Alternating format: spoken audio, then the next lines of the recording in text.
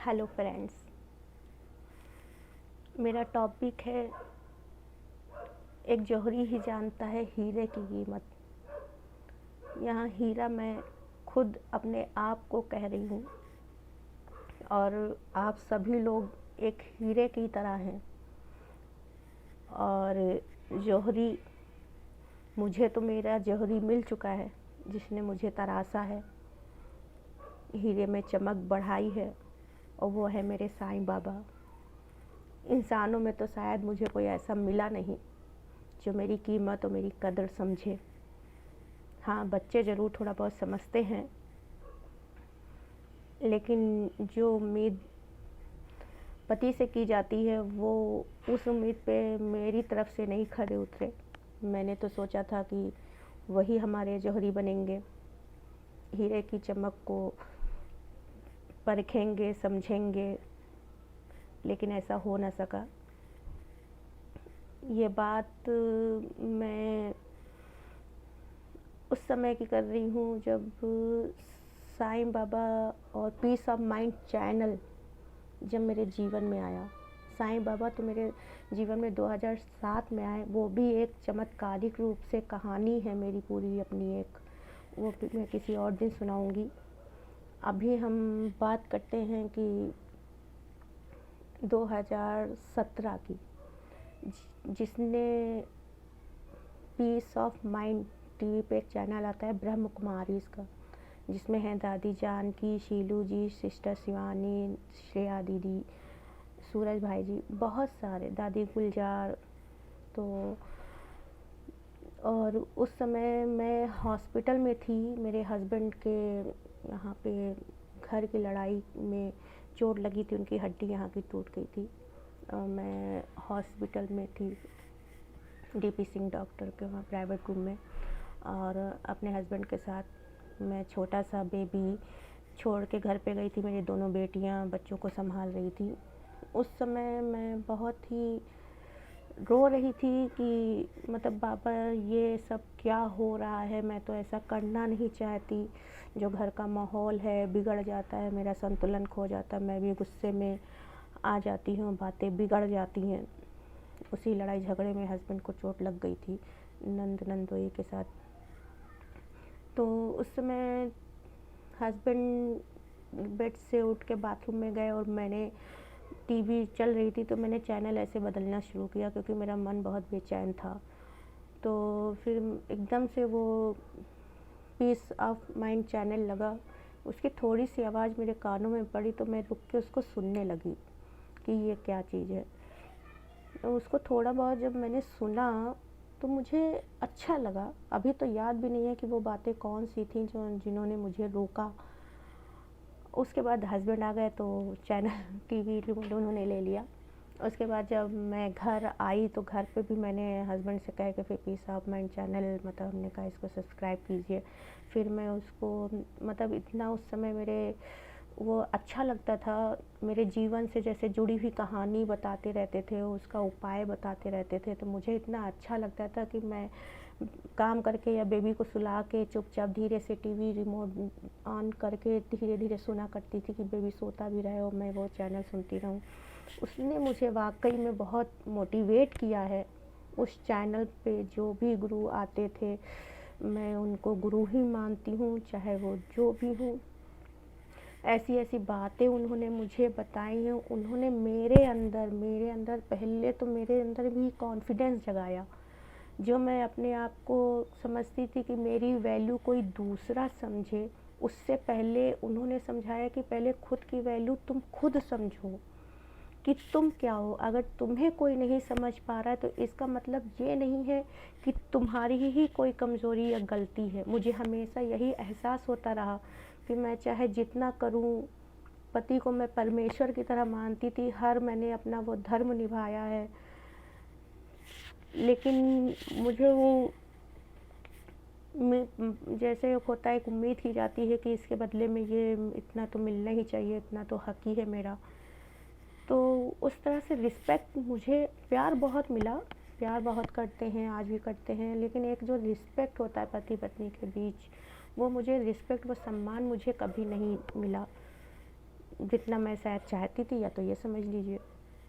तो उस समय मैं बिल्कुल ही टूट चुकी थी कि ये ज़िंदगी कोई ज़िंदगी है जहाँ पे पति ही सम्मान नहीं करता है। और आज के ज़माने में वही है कि एक उस शादीशुदा औरत की इज्जत मान और सम्मान का जिम्मेदार पति ही होता है। अगर पति अच्छा कुछ कर रहा है तो भी वाइफ को सम्मान मिलता है साथ में कि हाँ इसकी वाइफ, और अगर पति कुछ गलत करता है तब भी वाइफ को ही कोसा जाता है कि हाँ इसकी वजह से हुआ होगा कुछ। यही सब चीज़ें घर में भी हमारे चल रही थी, यही सब उतार चढ़ाव चल रहे थे। जब उन्होंने मतलब पीस ऑफ माइंड को मैंने सुनना शुरू किया तो सबसे पहला बदलाव उन्होंने यही किया, स्व परिवर्तन सो विश्व परिवर्तन। मतलब पहले आप अपने आप में परिवर्तन कीजिए, आप किसी से उम्मीद ना कीजिए, आप खुद अपने आप में समझिए आप एक यूनिक पर्सन हैं। बाबा ने, ईश्वर ने आपको बनाया है तो सबसे अलग, सबसे डिफरेंट ही बनाया है। अपने आप को किसी से कंपेयर मत करिए, क्योंकि आपके जैसा कोई नहीं हो सकता। और आपको इस बात पे प्राउड होना चाहिए कि मेरे जैसा दूसरा कोई है ही नहीं। आज मैं इस बात को बहुत अच्छी तरह से समझ चुकी हूँ, और शायद आज मेरे खुश रहने का, शांत रहने का, संतुष्ट रहने का कारण यही है। Piece of mind channel, Brahma Kumari, sister Shivani, दादीज़ जो मुझे शिक्षा देती गई, साईं बाबा ने मुझे इस योग्य समझा कि उन्होंने मेरे जीवन की दिशा ही बदल दी, मेरी दिशा बदल दी, मेरे जीने का उद्देश्य बदल गया, दुनिया को देखने का नज़रिया बदल गया। वो कहावत का सही लगी कि नज़र बदलो तो नज़ारे बदल गए।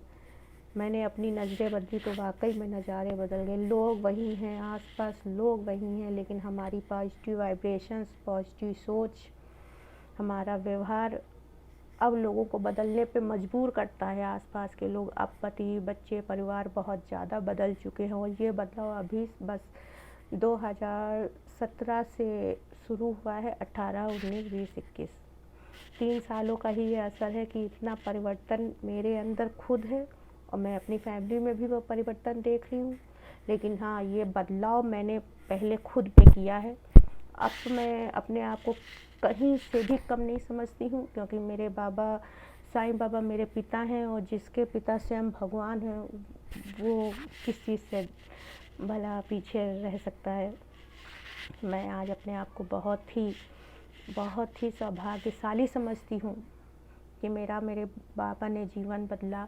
उन्होंने मुझे ये इस योग्य समझा, मैंने कुछ अच्छे कर्म किए होंगे, जितना मैंने भोगा है वो भी शायद इतना किसी ने, मेरे ख्याल से हो सकता है भोगा है, लेकिन हमको लगता है कि मैंने ही इतना कष्ट सहा है। तो मेरे कार्मिक अकाउंट तो वाकई होंगे ही, क्योंकि शनि देव तो न्याय के देवता है।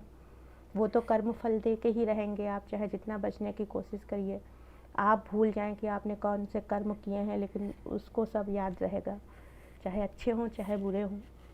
तो ये समझ के अपने आप को अब कि ये मेरे कार्मिक अकाउंट थे, मेरा हिसाब किताब चुकतू हो गया है। जो 15 साल का इतना बुरा एक्सपीरियंस रहा है शादी के बाद का, लेकिन अब मैं अपने आप में खुद स्टैंड लेती हूँ। अगर जो सही है तो उसको सही कहने की ताकत रखती हूँ, गलत है तो मैं गलत नहीं मानती हूँ, चाहे फिर वो पति हो, बच्चे हो, परिवार हो, कोई भी हो। अब मैं वही करती हूँ जो मुझे साईं बाबा बुद्धि देते हैं, जो उनकी तरफ से मुझे लगता है कि हाँ वो चाहते हैं। मुझे इस तरह के आभास होते रहते हैं कि क्या मैं खुद चाहती हूँ, क्या मेरे बाबा चाहते हैं, क्या आसपास के लोग चाहते हैं। लेकिन मैं प्रार्थना बाबा से यही करती हूँ कि आप मुझ पर अपनी कृपा बनाए रखिए। मुख मेरा हो, बोल आपके हों, हाथ मेरे हों, लेकिन आप जो चाहते हैं वही मुझसे करवाएं, यही मेरी प्रार्थना है साईं बाबा से। इसलिए आपको भी जब तक आपका जौहरी नहीं मिल जाता है, आप हैं तो अभी भी एक हीरा ही, लेकिन बस उसको तराशने की देर है। क्योंकि हीरे को भी एक कांच का टुकड़ा है, जब तक वो तराशा नहीं जाता है तब तक वो चमकता नहीं है। इसलिए हर हीरे को एक जौहरी की ज़रूरत है। और एक कहावत ये भी बहुत मशहूर है, अग्नि में तप के सोना है और भी निखरता। अगर सोने को चमकना है तो उसको अग्नि में तपना ही पड़ेगा। आज मेरी ये कहानी इसी तरह के उतार चढ़ाव से बंधी हुई है कि जितने उतार चढ़ाव आए हैं, जितनी प्रतिकूल परिस्थितियाँ आई हैं, जितना मुझे आग में झोंका गया है, शायद आज मैं उतना ही निखर के वापस आज वो चमक बढ़ रही है मेरी। मैं इसको पॉजिटिविटी आज लेती हूँ, बहुत ज़्यादा पॉजिटिविटी लेती हूँ कि जो भी हुआ अच्छे के लिए ही हुआ। मेरी ज़िंदगी को और अनुभवों ने, इन कड़वे खट्टे मीठे अनुभवों ने मेरी ज़िंदगी को या मुझे और अनुभवी बना दिया। अभी से इतनी ही उम्र में, बहुत ज़्यादा उम्र नहीं है ये, कोई 42 एज, लेकिन ऐसे लगता है कि मैंने बहुत सारे अनुभव कर लिए हैं। और उन अनुभवों के सहारे शायद मैं आज, अगर आप तक कोई भी 1-2 लेडीज़ की भी मैं ज़िंदगी बदल पाई, उनको खुश रहने का सिखा पाई कि कैसे आप अपने आप में खुश रहिए, संतुष्ट रहिए, शांत रहिए, अपने आप से प्यार कीजिए, अपने डांस में मस्त रहिए। डांस अपने आप में एक, मेरे लिए तो बहुत ही डांस पावरफुल चीज़ है कि सोई हुई आत्मा को भी जगा देता है। जो एकदम एकदम रोई झोई से पड़े रहते हैं, बेमन से पड़े रहते हैं, तो गाना सुन के और डांस सुन के वो जोश आता है। वैसे आप गाने, मोटिवेशनल गाने सुनिए, कितने अच्छे अच्छे गाने बना दिए गए हैं। जिन्होंने गाने बनाए हैं उनको भी थैंक यू, कि उनकी लाइनें कुछ अपनी ज़िंदगी से जब मैच करती हुई मिलती हैं तो बहुत अच्छा लगता है, और उसमें से निकलने का रास्ता भी मिलता है। तो ये मुझे बहुत अच्छा लगता है। जैसे एक गाना है, किसी की मुस्कुराहटों पे हो निशार, किसी का दर्द मिल सके तो ले उधार, किसी के वास्ते हो तेरे दिल में प्यार, जीना इसी का नाम है। जी हाँ, जीना इसी का नाम है। जो जैसा है सामने वाला, उसको आप वैसा ही रहने दें, उसको आप नहीं बदल सकते हैं, लेकिन आप अपने आप को बदल सकते हैं। पूरी गारंटी 100% आप अपने आप को बदल सकते हैं। यू कैन डू इट, आप कर सकते हैं। आपके चेहरे पे मुस्कुराहट, और आप 2-4 लोगों के चेहरे पे मुस्कुराहट लाने वाले भी बन सकते हैं। इससे बढ़िया काम और क्या हो सकता है। और हाँ, एक बात और मैं कहना चाहूँगी, जिसने भी मेरे साथ जो कुछ भी किया हो, मैं उन सब को माफ़ करती हूँ, क्योंकि कहीं ना कहीं शायद अगर ऐसा ना होता तो आज मैं इस मुकाम पे ना होती, इतना कॉन्फिडेंस ना आया होता। और मैं बदला लेने में भी कोई नहीं, ये बात मानती हूँ कि बदला लेने में कोई मज़ा नहीं है। मज़ा तो तब है जब आप सामने वाले को बदल दीजिए। मुझे किससे बदला लूँ, पति से कि बच्चों से, घर से, परिवार से, फैमिली से, किससे? मैं अपना कर्म करती जा रही हूँ आज भी। अगर पति बीमार हैं तो मैं उनके 100% दिल से उनकी सेवा कर रही हूँ, प्रार्थना करती हूँ कि साईं बाबा उनको जल्दी ठीक करें, बच्चों को सद्बुद्धि दें, ज्ञान दें। लेकिन मैं उनको इस तरह से छोड़ तो नहीं सकती हूँ कि आपने मेरे साथ उस तरह किया था, आपने मुझे उस वक्त ऐसे छोड़ दिया था, मेरी बीमारी में आपने मेरा साथ नहीं दिया था, तो मैं तुम्हें तुम्हारा साथ क्यों दूँ? ये तो फिर वही हो जाएगा, फिर हम में और उनमें फ़र्क क्या रह गया।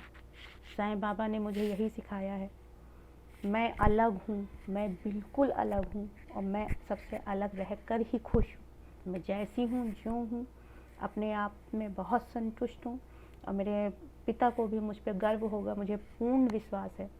इसीलिए तो आज आपके सामने हूँ। Thank you so much.